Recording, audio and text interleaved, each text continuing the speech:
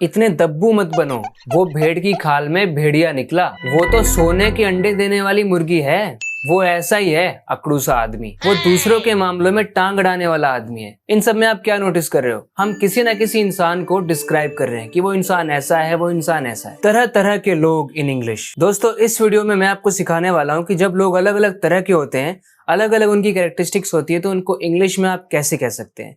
मैं कुछ आपको इडियम्स और ऐसे फ्रेजेस बताऊंगा जिनका आप यूज कर सकते हैं अलग अलग तरह के लोगों को डिस्क्राइब करने के लिए। तो इस वीडियो से आप काफी कुछ सीखेंगे।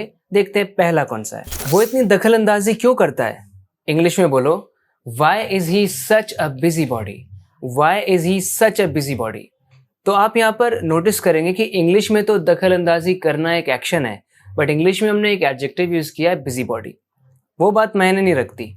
इंग्लिश में एक एडजेक्टिव है हमारे पास, बिजी बॉडी, जो उसी बात को दिखा रहा है। बिजी बॉडी ऐसा इंसान होता है जो दूसरों के मामले में दखल अंदाजी करता है, बार बार इंटरफेयर करता है। So why is he such a busybody. वो ऐसा बिजी बॉडी क्यों है? वो दूसरों के मामलों में टांग क्यों अड़ाता है? वैसे बिजी बॉडी को आप इंग्लिश में नोजी भी कह सकते हैं। ऐसा पर्सन नोजी होता है, या फिर इंट्रूसिव आप उसे कह सकते हैं, या फिर ही इज अ मेडलर। इन वर्ड्स का भी आप यूज करके उस आदमी को डिस्क्राइब कर सकते हैं जो दूसरों के मामले में टांग अड़ाता है। He doesn't mind his own business, so he is nosy, he is intrusive और ही इज अ मेडलर। अच्छा, यहाँ पर आप नोटिस कर रहे हो कि नोजी और इंट्रूसिव के साथ मैंने ए नहीं लिखा, क्योंकि ये एडजेक्टिव्स है। एडजेक्टिव्स के पहले आर्टिकल्स नहीं आते हैं, लेकिन नाउन्स के पहले आते हैं। मेडलर एक नाउन है, बिजी बॉडी एक नाउन है, लेकिन नोजी और इंट्रूसिव नाउन्स नहीं है। तो मैं कोशिश करूंगा जहां पर भी मैं नाउन्स बता रहा हूँ वहां पे आर्टिकल वहां पर लगाऊंगा, ताकि आपको समझने में आसानी हो। जहां पर ए नहीं लगा हुआ है, समझ लो it's an adjective. So nosy, intrusive, a meddler, busybody. मैं बार बार बोल रहा हूँ, आपके लिए बोल रहा हूँ। जितनी बार आप इनको सुनेंगे आपको ये याद हो जाएंगे और जरूरत पड़ने पर आप इनका यूज कर सकेंगे।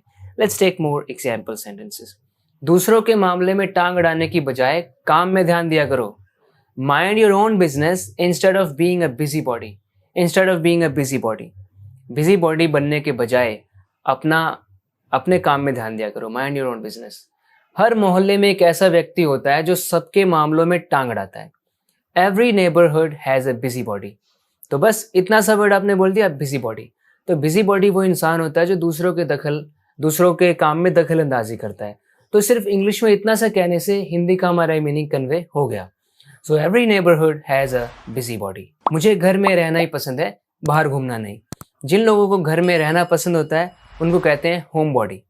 आई एम अ होम बॉडी। वैसे आप इसको क्या बोल सकते हैं? Home lover. I am a homebody और I am a home lover. वो थोड़ी ऐसी है, घर में ही रहना पसंद करती है। She is a bit of a home body. She is a bit of a home body. हमारा मैनेजर समय की पाबंदी को लेकर बहुत सख्त है। आपको एक ऐसा इंसान जो रूल्स को निभाने के मामले में बहुत सख्त है कि ये रूल तो फॉलो होने ही चाहिए, जो कायदे कानूनों को निभाने के लिए एकदम स्ट्रिक्ट रहता है ना, उसको इंग्लिश में स्टिकलर कहते हैं। Our manager is a stickler for punctuality. Punctuality के लिए वो बहुत स्टिकलर है, मतलब बहुत सख्त है इस मामले में, सबको टाइम पर आना चाहिए। अ पेडेंट। आप ऐसे इंसान को पेडेंट भी बोल सकते हैं जिसको छोटी छोटी डिटेल से मतलब होता है। जरा सी भी कमी हुई तो उसको अच्छा नहीं लगता, वो चिढ़ जाता है। सो उसको हम बोलते हैं अ पेडेंट। मैं ग्रामर को लेकर बहुत सख्त हूँ कि थोड़ी सी भी गलती नहीं होनी चाहिए, तो कहेंगे I am a stickler for grammar. I am a stickler for grammar. तो कोई भी ऐसा इंसान जो रूल्स निभाना चाहता है, रूल तोड़े कोई उसको पसंद नहीं है, वो रूल्स को बहुत स्ट्रिक्टली फॉलो करता है, तो उसको हम कहते हैं stickler. I am a stickler for grammar. जो वर्ड्स, जो फ्रेजेस मैं आपको इस वीडियो में बता रहा हूँ ना, ये काफ़ी पॉपुलर हैं और सेलिब्रिटीज़ भी इनका यूज़ करते हैं। आप नोटिस करेंगे। वो सफाई के मामले में बहुत सख्त है, तो इंग्लिश में कहो she is a stickler for cleanliness. She is a stickler for cleanliness. Safety के मामले में वो बहुत सख्त है। He is a stickler when it comes to safety. जब सेफ्टी की बात आती है, ही इज़ अ स्टिकलर। बहुत फॉलो करता है वो स्ट्रिक्टली रूल्स को। वो दरअसल भेड़ की खाल में भेड़िया है। ऐसा इंसान जो बहुत मासूम दिखे, बहुत अच्छा दिखे, लेकिन अंदर से हो बुरा, धोखेबाज। इंग्लिश में ऐसे कहते हैं। बाय कोइंसिडेंस इंग्लिश में भी एक इडियम है। He is actually a wolf in sheep's clothing. He is actually a wolf in sheep's clothing. When a person is a wolf in sheep's clothing, it means he is a deceiver. He is a deceiver. He is a fraud. तो आप इन words का भी use कर सकते हैं। वो भेड़ की खाल में भेड़िया निकला। He turned out to be a wolf in sheep's clothing. अगर आप ऐसे बोलते हैं ना कि वो ऐसा निकला आखिर में जाके, तो आप उसमें यूज करो turn out to be. He turned out to be a deceiver, a cheater. He turned out to be a wolf in sheep's clothing. ये इलाका बुरे लोगों से भरा पड़ा है. जब भी आपको ऐसे बोलना हो कि बुरे लोग, गंदे लोग, खराब लोग, इंग्लिश में बोलो bad eggs. This area is full of bad eggs. This area is full of bad eggs. मुझे नहीं पता था कि वो बुरी निकलेगी. फिर से turn out का यूज होगा. I didn't know that she would turn out to be a bad egg. I didn't know that she would turn out to be a bad egg. कोई भी इंसान जो बुरा है, बुरे काम करता है, बुरा है, अनकाइंड है, वो बैड एग होता है.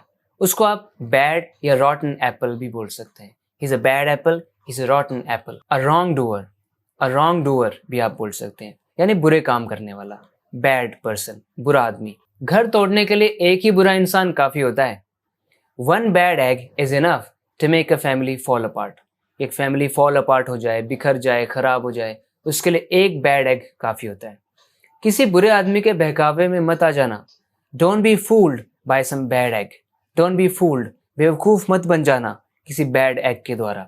यानी कोई भी बुरा आदमी है ना, उसको आप इंग्लिश में बोल दो बैड एग. एक इडियोमेटिक एक्सप्रेशन है बैड एग. इडियम्स जो होते हैं ना, उसका शाब्दिक अर्थ नहीं समझना होता हमें, बल्कि उनका अंतर्निहित अर्थ देखना होता है. उनके अंदर एक मीनिंग छुपा होता है, वो देखना है हमें. शाब्दिक अर्थ नहीं जाना. बैड एग का मतलब आप जानते हैं. ये थोड़ी मैं कह रहा हूँ उसको हिंदी में. मेरा कहने का मतलब है बुरा आदमी है. मेरी दादी वाकई बहुत भरोसेमंद और नेक दिल इंसान थी. देखो मैं आपको क्या बताना चाहता हूँ. My grand mother was truly the salt of the earth. The salt of the earth. This is the idiom here. When you refer to someone as the salt of the earth, it means you're trying to say that that person is honest and he has a golden heart, he's very kind.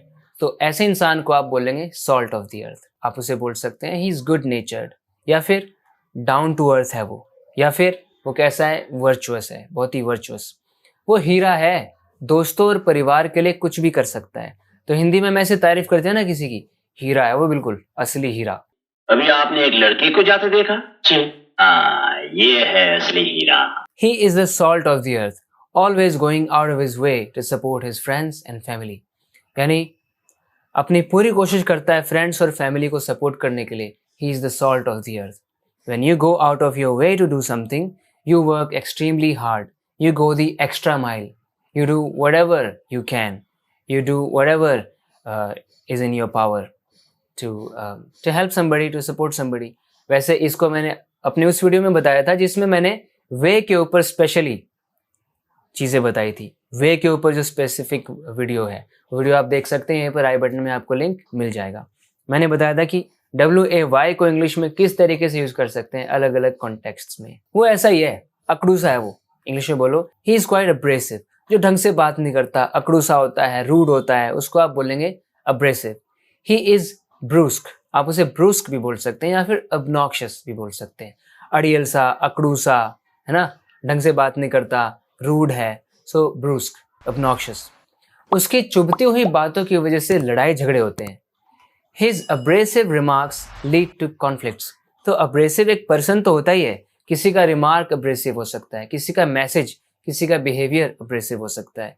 So his behavior, his abrasive remarks lead to, lead मतलब ले जाना होता है. तो उसके जो abrasive remarks होते हैं ना, वो ले जाते हैं कॉन्फ्लिक्ट्स की ओर, लड़ाई झगड़े करवाते हैं. वो मेरी बातों का ढंग से जवाब नहीं देता.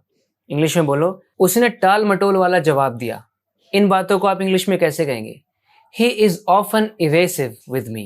अगर कोई evasive है मतलब वो बातों का सीधा सीधा जवाब नहीं देता, इनडायरेक्टली जवाब देता है, कुछ छुपाने की कोशिश कर रहा है, सीधा सीधा जवाब नहीं दे रहा, तो वैसे इंसान को आप बोलो evasive. He is often evasive with me. उसने टाल मटोल वाला जवाब दिया. तो एक जवाब, किसी का रिप्लाई, रिस्पॉन्स evasive हो सकता है. He gave an evasive response. उसका रिस्पॉन्स evasive था. उसके टाल मटोल वाले व्यवहार ने संदेह पैदा कर दिया. मतलब वो ढंग से चीज़ों का जवाब नहीं दे रहा था, सवालों का जवाब नहीं दे रहा था, कुछ छुपाने की कोशिश कर रहा था, नजरें नहीं मिला रहा था. वो कहाँ था कहाँ नहीं, ढंग से कुछ बता ही नहीं रहा था. वो कुछ ढंग से बता नहीं रहा था. तो जब भी आपको ऐसा लगे कोई इंसान ढंग से कुछ बता नहीं रहा है, हाँ या ना नहीं कर रहा है, नजरें नहीं मिला रहा है, तो उसको आप evasive बोलो. His evasive behavior raised suspicions. यानी उसके इस बिहेवियर की वजह से लोगों में संदेह की भावना पैदा हो गई. He was being evasive about his whereabouts. Whereabouts किसी के क्या होते हैं? उसके पते ठिकाने, उसको इंग्लिश में बोलते हैं whereabouts. तो उसके whereabouts यानी वो कहाँ था, कहाँ नहीं था, उस बारे में ढंग से कुछ बता ही नहीं रहा था. So he was being evasive about his whereabouts. तो जो इंसान ढंग से सवालों का जवाब ना दे, कुछ छुपाने की कोशिश करे, उसको इंग्लिश में बोलो evasive. वो तो मेरे लिए सोने के अंडे देने वाली मुर्गी साबित हुआ है. आपने वो कहानी सुनी होगी ना, एक किसान के पास, एक आदमी के पास सोने के अंडे देने वाली मुर्गी होती है, फिर उसे काट देता है, सोचता है सारा सोना एक ही बार में मिल जाएगा, लेकिन बाद में वो पछताता है फिर. तो कहीं ना कहीं उसी को ध्यान में रखते हुए हम ये बात बोलते हैं. तो इंग्लिश में भी बाय कोइंसिडेंस एक ऐसा इडियम है, he has proved to be a golden goose for me, यानी वो मेरे लिए गोल्डन गूज साबित हुआ है. इंग्लिश में भी एक बाय कोइंसिडेंस एक इडियम है, गोल्डन गूज. गोल्डन गूज एक ऐसा इंसान होता है जो हमेशा फायदेमंद साबित होता है, या एक ऐसी चीज जिसकी वजह से आपको बहुत फायदा मिलता है, तो आप उसको इंग्लिश में बोलेंगे गोल्डन गूज. वैसे गूज एक तरह की बत्तख होती है. सो गोल्डन गूज, तो गोल्डन गूज साबित हुआ है वो मेरे लिए.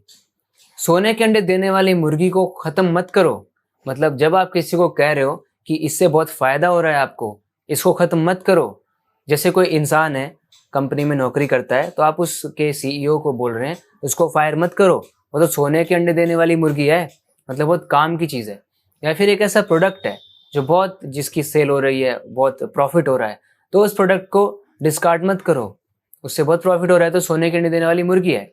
So don't kill the goose that Lay's the golden eggs. ऐसे बोलो आप, don't kill the goose that Lay's the golden eggs.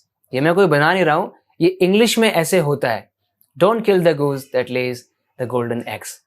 जब भी ऐसा लग रहा है कि कोई इंसान किसी फायदेमंद चीज को या इंसान को दूर कर रहा है, तो आप ऐसे इंग्लिश में बोल सकते हैं, तुम्हें इतना दब्बू नहीं होना चाहिए. अब दब्बू हम किसको बोलते हैं? जो दबता है, मतलब किसी की भी बात आसानी से मान लेता है, बेशक वो कुछ और चाहता हो, लेकिन फिर भी हाँ में हाँ मिलाता रहता है और अपने आप को तो वैल्यू देता ही नहीं. तो इंग्लिश में इसको कहेंगे यू शुडंट बी सच अ सिंप. सिंप मत बनो. सिंप एक नाउन है, तो सिंप ऐसे इंसान को कहते हैं जो कि सर्वाइल होता है. सर्वाइल, सबमिसिव होता है. सर्वाइल या सबमिसिव होने का मतलब है जो बोल दिया वो मान लिया, अपनी कुछ बात रखनी नहीं, हाँ जी सरकार, जी सरकार, जी सरकार करते रहना होता है. सर्वाइल होना होता है, सबमिसिव होना होता है, या फिर सिंप होना होता है. So don't be a सिंप. सिंप मत बनो. Value yourself. दब्बू बनना बंद करो और खुद को और महत्व देना शुरू करो. Stop being a सिंप and start valuing yourself more. Stop being a simp and start valuing yourself more. So a simp is such a person who always does whatever people ask him to do. So he's servile, he's submissive. So don't be submissive, don't be a simp. तो देखा friends, क्या क्या सीखा आपने इस video से? इसी तरह से अपने इंग्लिश को इम्प्रूव करते रहने के लिए इस चैनल को सब्सक्राइब जरूर करें. बात करते हैं अगले वीडियो लेसन में. Till then take care and bye.